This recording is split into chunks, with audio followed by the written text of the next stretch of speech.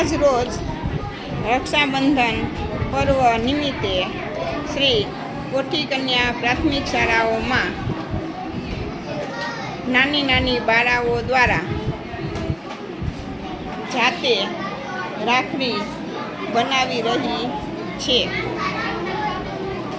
તેની એક ઝલક. શું બનાવો છો? વેસ્ટમાંથી બેસ્ટ બનાવો છો? ઓકે, સરસ. વાહ ભાઈ વાહ, વાહ મસ્ત. ઊનની રાખડી બનાવો છો દોરામાંથી? સરસ, બનાવો. બની જાય પછી મને કહેજો હો.